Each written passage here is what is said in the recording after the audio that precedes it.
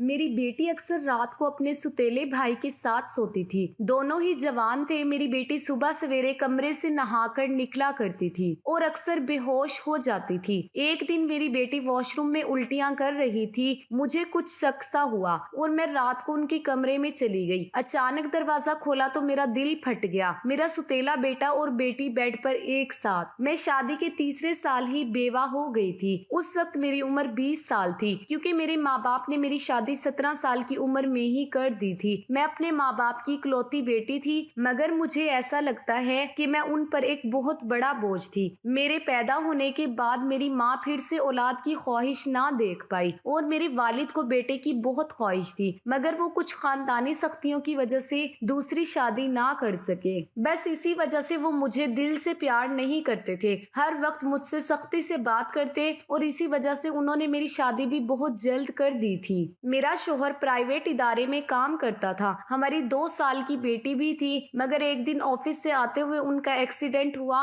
और वो मौके पर ही दम तोड़ गया। वो दिन मेरे लिए किसी कयामत से कम ना था। इद्दत पूरी होने के बाद मेरे सास ससुर ने मुझे वालिदैन के घर भेज दिया। शायद वो भी मुझे अच्छा नहीं समझते थे, क्योंकि उनके ख्याल में मैं एक मनहूस औरत थी। खैर, मैं चुप करके अपने वालिदैन के घर आ गई। मेरे वालिदैन तो मुझे पहले ही बोझ समझते थे। मैं अपनी बेटी को सीने से लगाकर बहुत रोती। बिल आखिर मेरे माँ बाप ने मेरी दूसरी शादी करवा दी, एक ऐसे शख्स से जिसका पहले ही एक बेटा था और मेरी एक बेटी थी। हम दोनों एक जैसे थे, इसलिए हमारी शादी हो गई, वरना मुझे रिश्ता भी ना मिलता। उसका बेटा मेरी बेटी से 2 साल छोटा था। उसके बेटे का नाम अरहम था और मेरी बेटी का नाम अलीजा था। हम लोग साथ रहने लगे और वक्त इसी तरह गुजरने लगा। अलीजा 17 साल की हो गई और अरहम 15 साल का।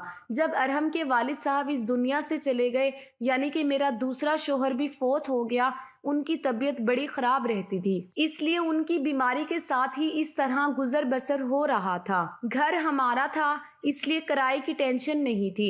एक दिन हम सब सो रहे थे कि बहुत ही जोर से आवाज आई। मेरा तो दिल फट गया। मैं बुरी तरह डर गई। मैंने देखा ये तो अरहम के कमरे से आवाज आई थी और उसके कमरे की छत गिर चुकी थी। मैं बुरी तरह घबरा गई कि कहीं अरहम भी तो छत के नीचे नहीं आ गया।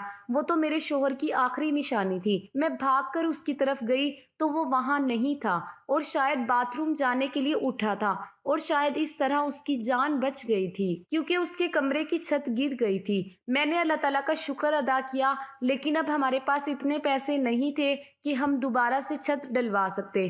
कमरे का तो कबाड़ बन गया था, सारी छत गिर चुकी थी और बस उसको उसी के हाल पर छोड़ दिया। उसके बाद मैंने अपने लिए बिस्तर किचन में डाल दिया और कमरे में दोनों बच्चों को सोने के लिए कह दिया, क्योंकि बाहर तो बहुत सर्दी थी और बाहर कोई सो नहीं सकता था और कमरे में एक बेड और एक चारपाई थी। 2 लोग भी बड़ी मुश्किल से सो पाते और अब वो दोनों कमरे में सो जाते थे। मजबूरी थी, क्या करते। एक कमरे में मेरे शौहर ने तो दुकान डाल दी थी। घर में 3 ही तो कमरे थे।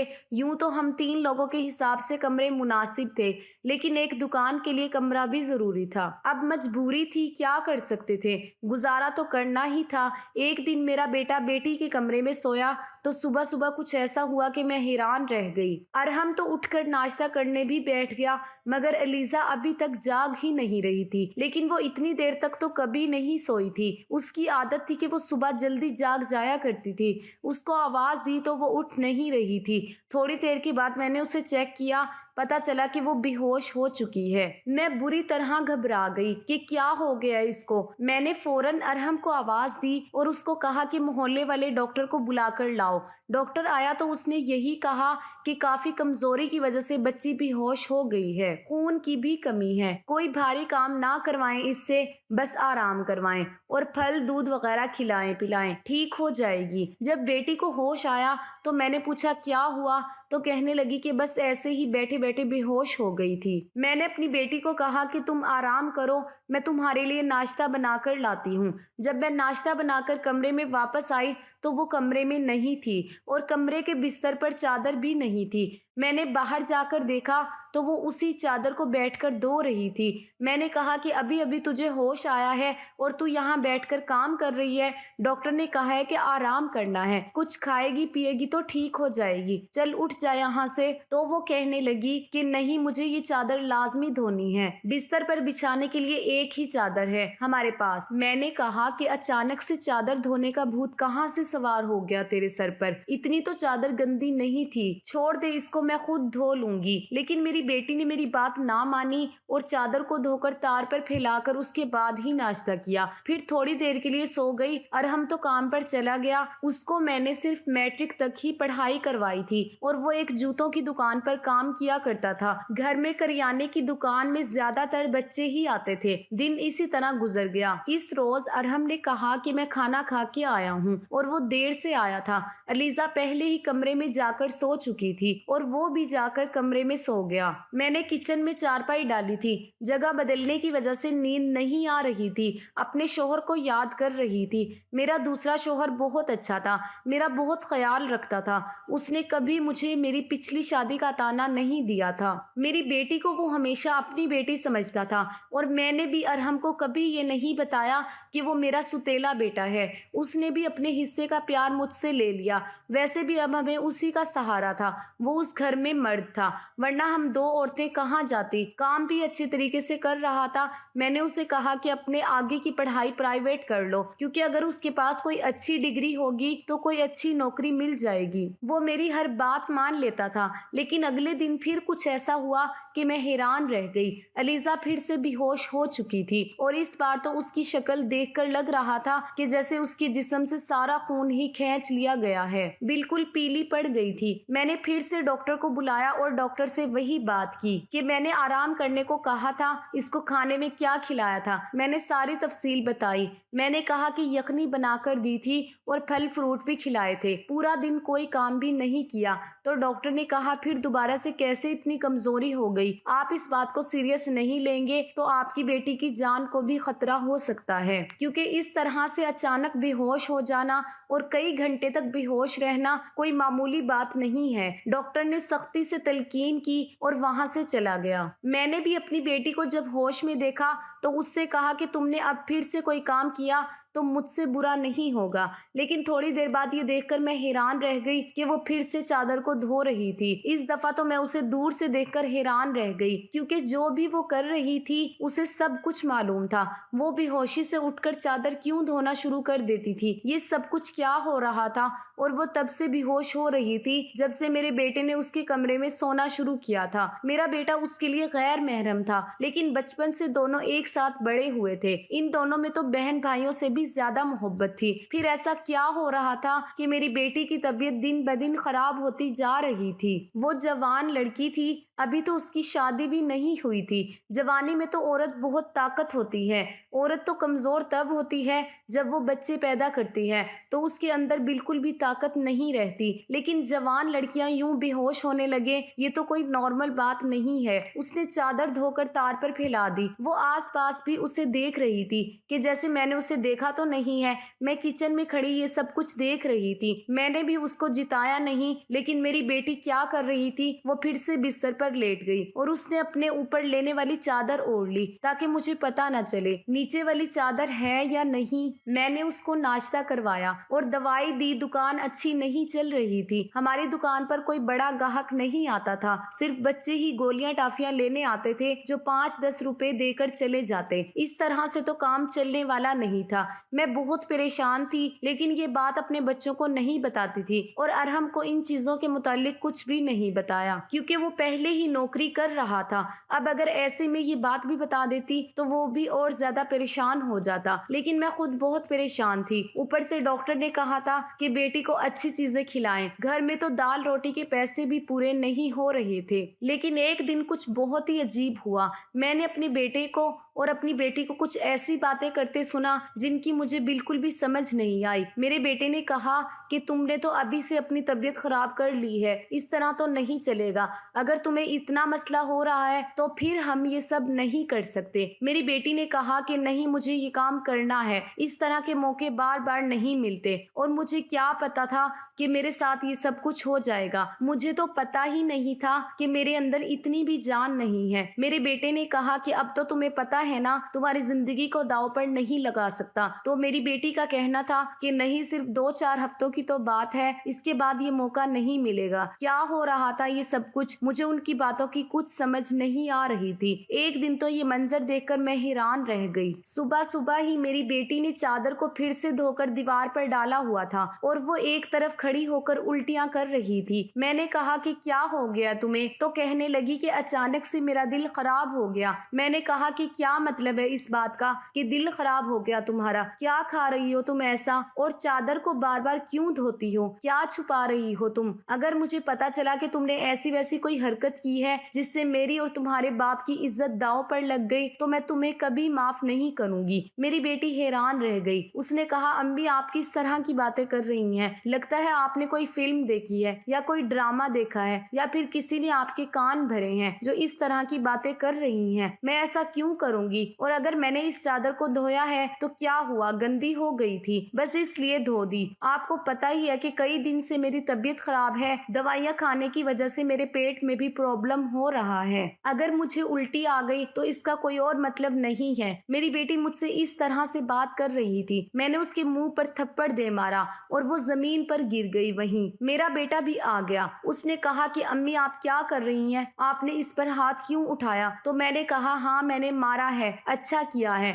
مجھے اس پر ہاتھ اٹھانا چاہیے تھا، لیکن ابھی تک میں پوری طرح بات کی تہہ تک نہیں پہنچی ہوں۔ جس دن مجھے پتا چل گیا کہ تم دونوں کے بارے میں، اس دن دیکھنا اب مجھے خود پتا نہیں کہ مجھے کیا ہو گیا تھا۔ میرے دل میں جو بات آ رہی تھی میں نے وہی بول دی، جو کہ مجھے اس طرح نہیں کرنا چاہیے تھا۔ رات کو اچانک میری آنکھ کھلی اور میں نے دیکھا کہ میرے بچوں کے کمرے کی لائٹ آن تھی، اور میں یہ سوچ کر پریشان ہو گئی کہ اس وقت وہ کیا کر رہے تھے۔ ان کو تو اس ٹائم سو جانا چاہیے تھا، اور دونوں مجھ سے تو شام کو کہہ رہے تھے کہ آج ہم جلدی سو جائیں گے۔ میں جب کمرے کے قریب گئی تو وہ نہ صرف جاگ رہے تھے بلکہ باتیں بھی کر رہے تھے۔ اسی بات پر بہت زیادہ خوش ہو رہے تھے۔ میرا بیٹا کہہ رہا تھا کہ تم بہت خوش قسمت ہو، تو بیٹی کہنے لگی کہ ہاں خوش قسمت ہوں، لیکن ابھی کل پھر میری طبیعت خراب ہو جائے گی۔ امی کو پریشان دیکھ کر اچھا نہیں لگ رہا۔ کب تک ان سے جھوٹ بولیں گے؟ بیٹا بولا بس کچھ دن اور کر لیتے ہیں، پھر سب ٹھیک ہو جائے گا۔ میں ان کی باتیں سن کر حیران رہ گئی۔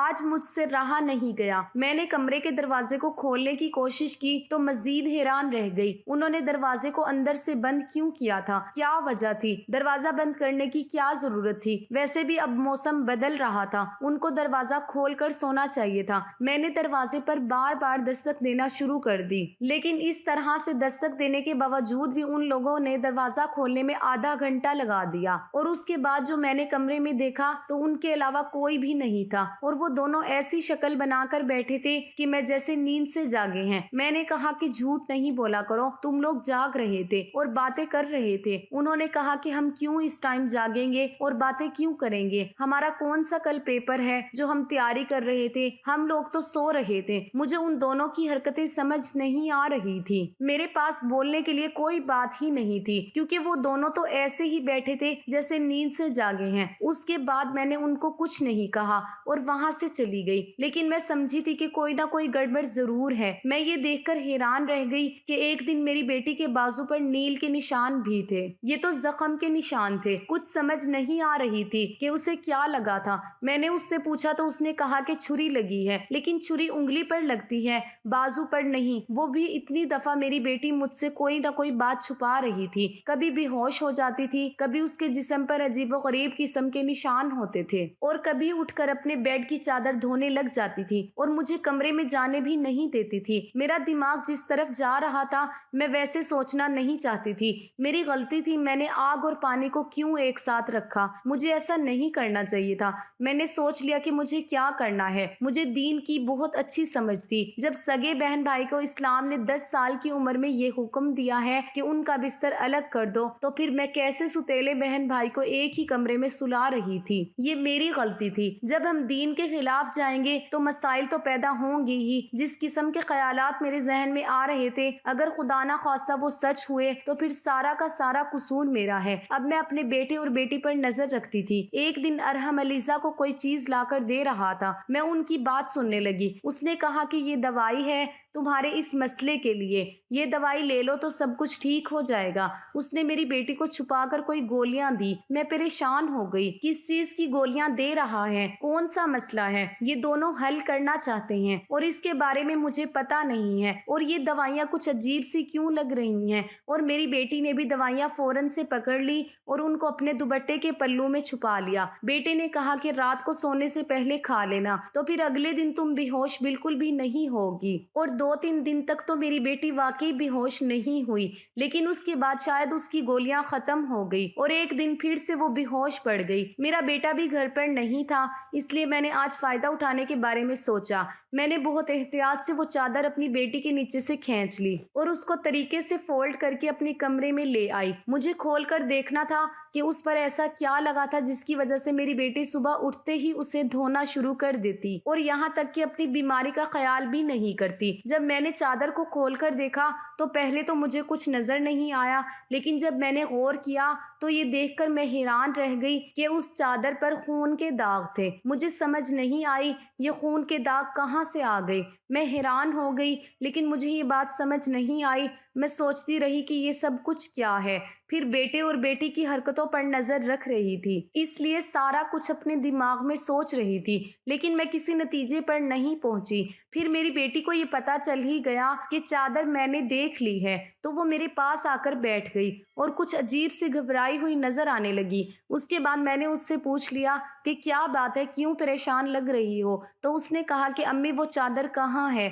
तो मैंने कहा कि वो तो मैंने धोकर डाल दी है। मेरी बेटी जाने लगी तो मैंने उसका हाथ पकड़कर उसे रोक लिया और मैंने कहा कि मैं ये सब कुछ देख चुकी हूँ। इस चादर को जो भी लगा हुआ था मुझे बता दो कि ये सब कुछ क्या है, क्योंकि मेरे दिमाग में बहुत बुरे ख्याल आ रहे थे। फिर मेरी बेटी ने मुझे ऐसी बात बताई कि मेरे पैरों तले से जमीन निकल गई। मेरी बेटी ने मुझे बताया कि जैसा आप समझ रही हैं वैसा बिल्कुल भी नहीं है। दरअसल हमने देख लिया था कि इस घर के हालात अच्छे नहीं चल रहे।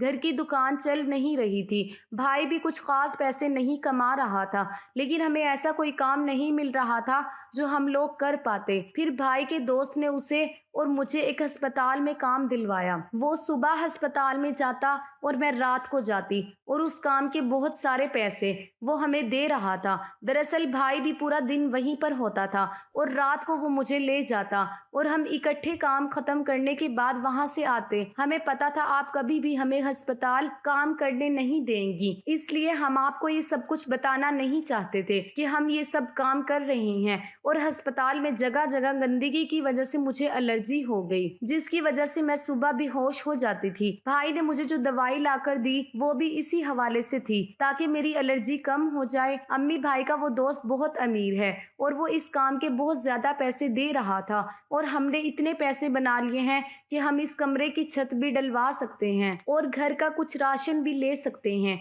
हमें पता है कि आपको अस्पताल में जॉब करना पसंद नहीं है, इसलिए हमने आपको ये बात नहीं बताई थी, लेकिन आपने तो ना जाने क्या क्या सोच लिया, हम पर इतना शक किया। उस दिन आपने जो बातें की वो हमारे दिमाग पर तीर की तरह जाकर लगी थी। मैं जानती हूँ कि वो मेरा सुतेला भाई है, लेकिन वो मेरे सगे भाइयों से भी बढ़कर है। उसने हर बार सिर्फ हमारे बारे में ही सोचा है। देखा जाए तो हम उसके क्या लगते हैं। उसका बाप भी तो इस दुनिया से जा चुका है और उसके अपने रिश्तेदार भी हैं जो कि हमसे बहुत ज्यादा अमीर हैं। वो उनके साथ भी तो जाकर रह सकता है, लेकिन वो फिर भी हमारे साथ रहता है क्योंकि वो हमें अकेला नहीं छोड़ना चाहता। उसने हमेशा मुझे अपनी बहन ही जाना है, कभी मुझसे कोई गलत बात नहीं की। वो हमारा साथ भी देता है, हमारे लिए सब कुछ करता है। पूरा दिन वो काम करता है, रात को मैं उसकी मदद करती थी। वो कहता था कि वो रात में भी ये सब कुछ कर लेगा, लेकिन फिर भी मैं उसकी मदद कर रही थी। मुझे ये सुनकर बड़ा अफसोस हुआ क्योंकि मैंने वाकई बहुत ज्यादा गलत बात सोच ली थी, इतनी ज्यादा गलत बात